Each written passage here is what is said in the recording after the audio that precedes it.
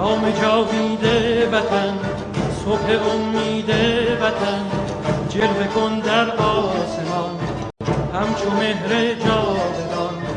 وطن ای هستی من، شور و سرمستی من، جلوه کن در آسمان همچو مهر جاودان.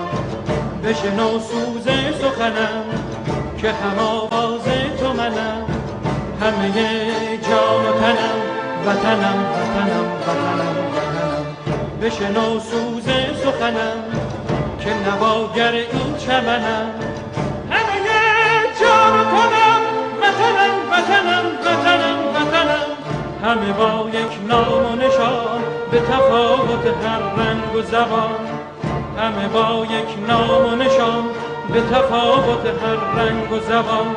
همه شاد و خوش و نغمه زنان ز سلامت ایران جوان، ز سلامت ایران جوان، ز سلامت ایران جوان.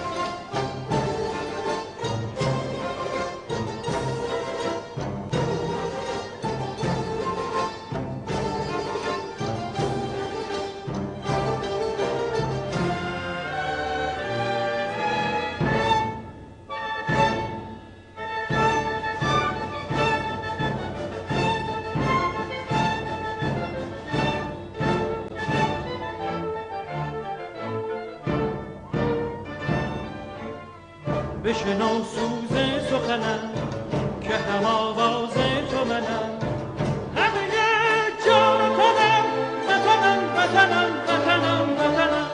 همه با یک نام و نشان به تفاوت هر رنگ و زبان، همه با یک نام و نشان به تفاوت هر رنگ و زبان. همه شاد و خوش و نغمه زنم ز سلامت ایران جوان، ز سلامت ایران جوان، ز سلامت ایران جوان. بشنو سوز سخنم که نواگر این چمنم،